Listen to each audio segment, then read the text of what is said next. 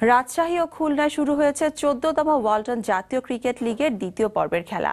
সকালে বিভাগীয় স্টেডিয়ামে খেলার উদ্বোধন করেন রাজশাহী সদর আসনের সংসদ সদস্য ফজলে হোসেন বাদশা। এ সময় রাজশাহী বিভাগীয় কমিশনার স্বপন কুমার রায় ও বাংলাদেশ ক্রিকেট বোর্ডের পরিচালক ইমতিয়াজ আহমেদ ও শামসুল হুদা কিসলু উপস্থিত ছিলেন। টসে জিতে বরিশাল বিভাগের বিপক্ষে ব্যাট করছে রাজশাহী বিভাগ।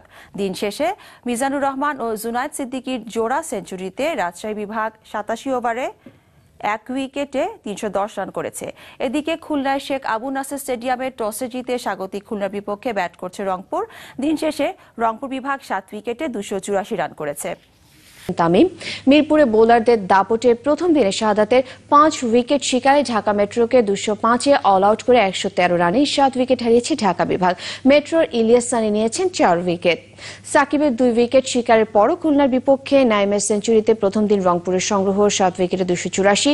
2 ওপেনার জুনায়েদ ও মিজানের সেঞ্চুরিতে বরিশালের বিপক্ষে 1 উইকেটে 310 রান করেছে রাজশাহী বিভাগ। দ্বিতীয় রাউন্ডের প্রথম দিন শেষে সুবিধাজনক অবস্থায় রাজশাহী, ঢাকা মেট্রো, চট্টগ্রাম এবং রংপুর।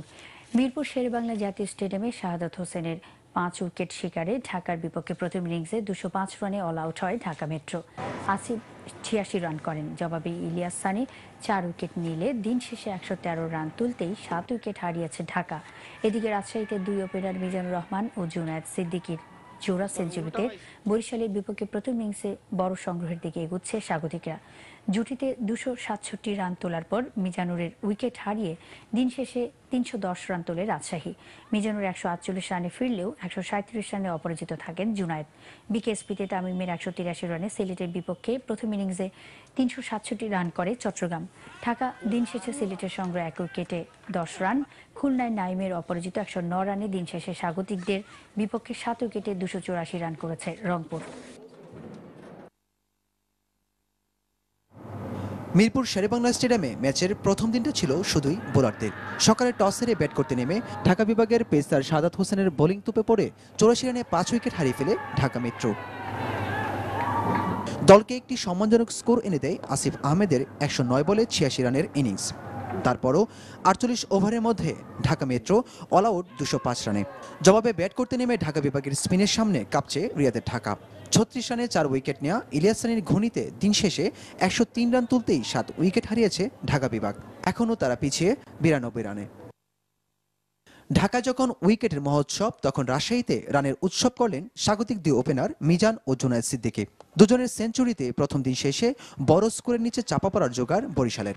মিজান 148 করে আউট হলেও জুনায়েদের অপরাজিত 137-এ দিন শেষে রাজশাহীর সংগ্রহ 1 উইকেটে 310।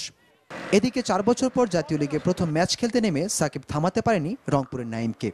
তার অপরাজিত 101 রানের ইনিংসে দিন শেষে খুলনার বিপক্ষে 7 উইকেটে 284 রান করেছে রংপুর। নাসির 48 ও ধীমান করেন 54 রান। সাকিব, রাজ্জাক ও জিয়া নেন 2টি করে উইকেট।